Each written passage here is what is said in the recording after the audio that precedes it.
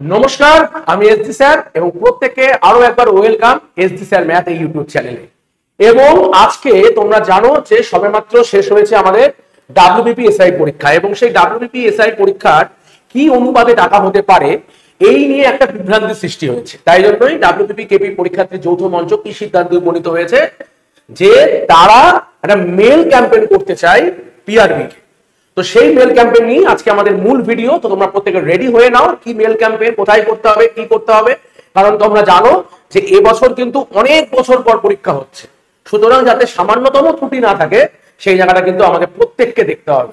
তো আমি রিকোয়েস্ট করবো অন্যান্য ইনস্টিটিউট যারা রয়েছে এবং যারা ইউটিউবাররা রয়েছে তোমরাও কিন্তু এই নিয়ে ভিডিওগুলো বানাও, যাতে প্রত্যেকটা ছেলে মেয়ে আজ সারা বাংলা জুড়ে মেল ক্যাম্পেইনে অংশগ্রহণ করে। তো মেল ক্যাম্পেইনের বিষয় কি আমি একটু বলে দিই। আজকে আমরা ডাব্লিউবিপিএসআই এর মেল ক্যাম্পেইন করব এবং তোমাদের একটু বলে দিই বিষয়টা নিয়ে, সেটা আমরা আলোচনা করব। অবশ্যই একটা জিনিস মাথায় রেখো যে নিজেদের লড়াই আমরা তোমাদের পাশে আসি, ছাত্রছাত্রীদের যাতে ভালো হয়, তাতে যারা চাকরি পায়, যাতে কোনো শূন্যপদ ফাঁকা না থাকে, একটা বেটার বাংলা তৈরি করতে পারি, সেটা আমাদের লক্ষ্য। তো আমরা চাইবো সবাই এই মেল ক্যাম্পেইনে কিন্তু যোগদান করো। দেখো, আমরা প্রথমে একটু বলে রাখি কিভাবে মেল ক্যাম্পেইন হবে। প্রথমত তোমার কাছে এরকম একটা মেসেজ আসবে তোমার হোয়াটসঅ্যাপে, ঠিক আছে? কিরকম, বা তুমি আমি যে ভিডিওটা দিচ্ছি তুমি দেখবে তোমার যেখান থেকে লিঙ্ক পেয়েছো সেখানে একটা মেসেজ গেছে। সেই মেসেজটার মধ্যে কি লেখা আছে? উপরে একটা কিছু লেখা আছে, request to maintain similar PET PMT qualification ratio for WBPSI 2024 as followed in KPSI 2023। মানে 2023 কেপিএসআই তে যেরকম হয়েছে ডাব্লিউবিপিএসআই 2024 যাতে সেরকমই হয়, এটাই আমাদের মূল লক্ষ্য, ঠিক আছে?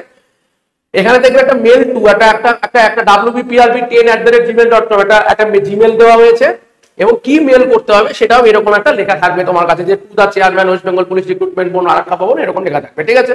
তো তুমি প্রথমে এটা পাবে। দেন তুমি কি করবে? দেন তুমি এই যে জিনিসটা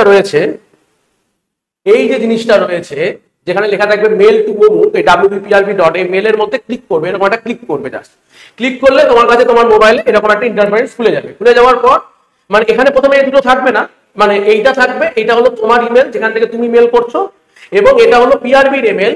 অর্থাৎ এখানে ক্লিক করলে এরকম একটা ইন্টারফেস খুলবে। আর তুমি যখন এখানে ক্লিক করবে তার আগে এইটাকে একবার এরকম ক্লিক করে কপি করে নেবে। মানে এটা হলো সাবজেক্ট, এই সাবজেক্টটা কপি করে নেবে, ঠিক আছে? সাবজেক্টটা কপি করে নিয়ে এসে কোথায় বসাবে? এখানে একটা জায়গা থাকবে আর এখানে একটা জায়গা থাকবে। এটা হলো তোমার মেলের বডি আর এটা হলো সাবজেক্ট লেখার জায়গা। তো সাবজেক্ট লেখার জায়গা এই যে এখানে কপি এনে এখানে কপিটা পেস্ট করে দেবে, ঠিক আছে? আর তারপর আবার তুমি ফেরত যাবে হোয়াটসঅ্যাপে এবং সেখান থেকে এই যে মেলটা আছে যেমন আছে তেমন তুমি কপি করবে, কপি করে এখানে পেস্ট করে দেবে, ঠিক আছে? এবং পেস্ট করার পর এখানে লেখা থাকবে নিজের নাম। তোমরা প্রত্যেকে নিজের নামটা দেবে, এটা কিন্তু কেউ ভুল করো না। ওখানে লেখা থাকে যে নিজের নাম দেওয়া থাকে, নিজের নাম দেওয়ার জন্য। তো তোমরা অবশ্যই নিজেদের নেমটা এখানে দিয়ে দেবে, ঠিক আছে? ব্যাস, এই হয়ে গেল তোমার মেলের বডি। Mail complete. মেল কমপ্লিটের পর এই যে এরকম হয়ে যাবে দেখতে, তোমার মেলটা অনেকটা এরকম হয়ে যাবে দেখতে। এই যে উপরে তোমার আসবে টু, কোথায় দিচ্ছ, এই যে সাবজেক্ট, আর এই হলো বডি। এই বডি হয়ে যাওয়ার পর এই দেখো এখানে একটা সেন্ড বলে বাটন আছে, এই সেন্ড বাটন ক্লিক করলেই মেলটা অটোমেটিক সেন্ড হয়ে যাবে, ঠিক আছে? তো এবার যারা ইংলিশে মেলটা বুঝতে পারছো না তাদের জন্য আমি একবার বাংলাতে গোটা মেলটা করে দিয়েছি, তোমরা বাংলাতে বুঝে নাও। আগে বুঝে নাও যে তুমি এই যে দাবি তার সাথে তুমি মেনে নিতে পারছো কিনা। যদি তুমি এই দাবির সাথে মেনে নিতে পারো তাহলেই তুমি মেল করো, না হলে ভাই মেল করো না। কি দাবি করছি আমরা ভালো করে বুঝে নাও। প্রথমেই লেখা আছে অধ্যক্ষ পশ্চিমবঙ্গ পুলিশ রিক্রুটমেন্ট বোর্ড, অর্থাৎ চেয়ারম্যানকে আমরা পাঠাচ্ছি। বাংলা করে দিয়েছি, বাংলাটা কিন্তু কেউ পাঠাবে না, পাঠাবে কিন্তু অলওয়েজ এই ইংলিশটাই পাঠাবে, বাংলাটা কেউ পাঠাবে না, ঠিক আছে? এবার দেখো আমি বাংলা করে দিচ্ছি তোমার বোঝার সুবিধার জন্য। বিষয় কি আছে এখানে? বিষয় লেখা আছে, আমরা একটু আগেই বললাম যে ডাব্লিউবিপিএসআই 2024 পরীক্ষার জন্য, অর্থাৎ এই যে পরীক্ষাটা হলো কেপিএসআই 2023 পরীক্ষার মতোই পিইটি পিএমটি যোগ্যতার অনুপাত বজায় রাখা। অর্থাৎ যেইভাবে কেপিএসআই তে যে অনুপাতে ডেকেছে সেই অনুপাতেই যাতে ডাব্লিউবিপিএসআই তে ডাকে, এটা আমাদের অনুরোধ। মাননীয় মহাশয় কি সশ্রদ্ধ প্রণাম সহ জানাচ্ছি যে আমি একজন ডাব্লিউবিপিএসআই 2000 পরীক্ষার্থী। অর্থাৎ তুমি যদি এসআই ক্যান্ডিডেট না হও তাহলে কিন্তু হবে না ভাই। তুমি যদি পরীক্ষা দিয়েছো এবং তুমি যদি এই আমাদের যে ধারণা সেই ধারণার সাথে তোমার যদি মতামত মেলে তাহলে তুমি মেল করো, ঠিক আছে? আমি লক্ষ্য করেছি যে কেপিএসআই প্রিলিমিনারি এক্সাম 2023 এর ক্ষেত্রে বোর্ড ন্যায্য এবং যুক্তিসঙ্গত অনুপাত বজায় রেখে প্রার্থীদের পিইটি পিএমটি ধাপের জন্য নির্বাচিত করেছে। তাহলে প্রথমেই বোর্ড কি করেছে? কেপিএসআই তে আমরা একদমই বোর্ডকে বলে দিচ্ছি যে না তোমার ভাই কোনো সমস্যা নেই, কেপিএসআই তে তুমি ঠিকঠাক ভাবেই করেছো। অতএব অনুরোধ করছি যে ডাব্লিউবিপিএসআই 2024 প্রিলিমিনারি এক্সামের ক্ষেত্রে অনুরূপ যোগ্যতার অনুপাত বজায় রাখা হোক। আমরা শুনতে পাচ্ছি যে এই অনুপাত হয়তো বজায় রাখা নাও হতে পারে, কিন্তু আমরা চাইছি যে এটা বজায় রাখা হোক, এটা হলো মূল বিষয়, ঠিক আছে? আচ্ছা, 1 নম্বর কি কি পয়েন্ট আছে, কেন আমরা এরকম মনে করছি? একযোগে নিয়োগ প্রক্রিয়া চলছে, সেটা তোমরা জানো। যে বর্তমানে কেপিএসআই 2023 এবং ডাব্লিউবিপিএসআই 2024 উভয় প্রক্রিয়ায় একসঙ্গে চলমান। অনেক প্রার্থী উভয় পরীক্ষায় অংশগ্রহণ করেছেন এবং দুই জায়গাতেই যোগ্য হতে পারে। যেসব প্রার্থী একটিতে যোগ দিয়ে অন্যটি ত্যাগ করে তাদের অপর নিয়োগের আসন শূন্য থেকে যায়।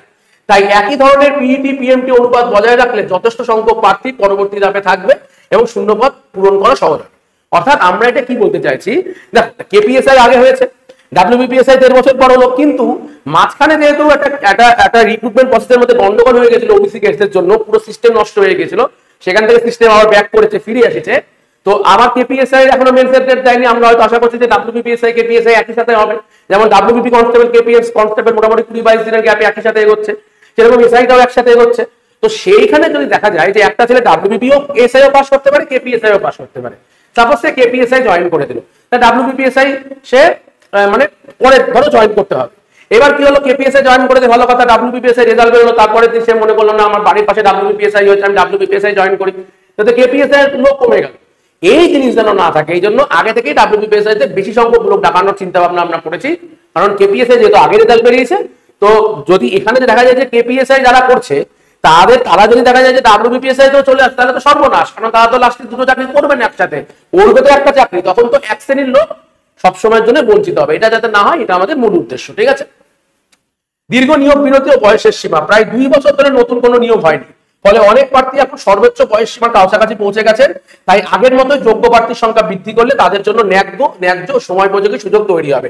এটা খুব ইম্পর্টেন্ট কথা, যে একেবারে তো শেষ মোমেন্টে আমরা চলে এসেছি। তার কারণ হচ্ছে যে 2-3 বছর ধরে নিয়োগ হচ্ছে না, তাহলে নিয়োগ হচ্ছে না মানে সমস্যা। তাহলে বহু ছাত্রছাত্রীর বয়স হয়ে গেছে, এরপরে যদি নতুন ফর্ম বেরোয় সে হয়তো ফিল আপই করতে পারবে না, কারণ প্রতি বছর তো নিয়োগ হচ্ছে না রাজ্য সরকারে। প্রতি বছর নিয়োগ হলে আমরা এটা করতাম না, যেহেতু নিয়োগ হচ্ছে না, দীর্ঘদিন ধরে নিয়োগ হচ্ছে না, ফলে কি হচ্ছে, অনেকেই বয়সে কাছাকাছি চলেছে, তাদের কি হবে? তাই জন্য তারা তো এইবার তো ভালো করে পরীক্ষা দিয়েছে, তাদের যাতে কোনো কারণে গন্ডগোল না হয়, যাতে একটা অনুপাত ঠিকঠাক বজায় থাকে, তাহলে সে চান্স পায়, যোগ্য হলে চান্স পায়। ঠিক আছে। 3 নম্বর বলছে পিআরবি নিয়োগে অপেক্ষমান তালিকার অনুপস্থিতি। খুব ইম্পর্টেন্ট কথা, পিআরবি নিয়োগ প্রক্রিয়া চূড়ান্ত নির্বাচনের পর কোনো অপেক্ষমান তালিকা প্রকাশ করা হয় না। এটা আমরা খেয়াল করে দেখেছি যে ওয়েটিং লিস্ট কিন্তু বেরোয় না পিআরবিতে। ঠিক আছে। ফলে যদি কোনো প্রার্থী 2টি নিয়োগে নির্বাচিত হন, তবে একটির পদ স্থায়ীভাবে খালি থেকে যায়। অধিক প্রার্থীকে পরবর্তী ধাপে যোগ্য ঘোষণা করলে এমন শূন্য পদের সম্ভাবনা কমবে, এটা আমরা মনে করছি। কি দেখো ভাই, আমাদের তো একটা সিস্টেম বুঝতে হবে। যদি এটা হতো এরকম যে প্রতি বছরই রিক্রুটমেন্ট হয়ে যাচ্ছে, তাহলে ওয়েটিং লিস্টের প্রয়োজন হতো না, এটা বাস্তব। ঠিক আছে। প্রতি বছর যদি রিক্রুটমেন্ট হয়, তাহলে কেন ওয়েটিং লিস্ট প্রয়োজন? কিন্তু আমাদের এখানে কি হচ্ছে, প্রতি বছর রিক্রুটমেন্ট হচ্ছে না, যখন হচ্ছে একসাথে দুটো হচ্ছে, ডাব্লিউবিপিএসআই কেপিএসআই। ডাব্লিউবিপিএসআই তে যদি কেউ জয়েন করে ফেলে, তারপর যদি কেউ কেপিএসআই জয়েন করে বা দুটোটা হয়, তাহলে একটা প্রশ্ন ফাঁকা থেকে যাচ্ছে। তাহলে আমরা যদি একটা লিস্ট বার করতে পারি, ওয়েটিং লিস্ট বার করতে পারি, তাহলে কি হচ্ছে, পদটা ফাঁকা থাকছে না। কারণ পদ ফাঁকা থাকলে তো কাজ হবে না, ডিপার্টমেন্টের কাজ তখন করবে কে? তখন একই মানে ওই সেম ডিপার্টমেন্টের অন্য ওসি যারা আছে, তার বিভিন্ন লোকেদের দিয়ে কাজ করানো হবে। ফলে যে লোকের যে কাজ করার কথা না, সেখানে তাকে কাজ করতে হচ্ছে, কারণ ওই লোক তো পরের লোক জায়গা নিয়ে চলে গেছে। এবার ওয়েটিং লিস্ট নেই, ওয়েটিং লিস্ট না হলে নতুন ছেলে আসতেও না, তাহলে ওখানে কাজটা করবে কে? এটা একটা বড় সমস্যার কারণ। এই জন্যই তো ওভারলোড হয়ে যাচ্ছে কাজে, গোটা সিস্টেমটার মধ্যে একটা সমস্যা তৈরি হয়ে যাচ্ছে, যার ফলে পুলিশ কাজও করছে, আবার জনতা গালাগালিও খাচ্ছে। এটা কেন হবে ভাই? কাজ যখন তারা করছে, তাহলে কাজটা তাহলে নিশ্চয়ই কোনো জায়গায় গন্ডগোল হয়ে যাচ্ছে। কম মানে এফিসিয়েন্সি যে পুলিশ, সেই এফিসিয়েন্সি পুলিশ হয়তো কমে যাচ্ছে কোনো কারণে, না হবে কি করে? আর না হলে নিয়োগ প্রক্রিয়া ঠিকঠাক হচ্ছে, তো যে কোনো একটা হচ্ছে, তো নিয়োগ প্রক্রিয়া তো ঠিকঠাক হচ্ছেই না ভাই, কারণ প্রত্যেকের তো এফিসিয়েন্ট পুলিশ, এটা তো আমরা জানি, এটা নিয়ে কোনো চাপ নেই।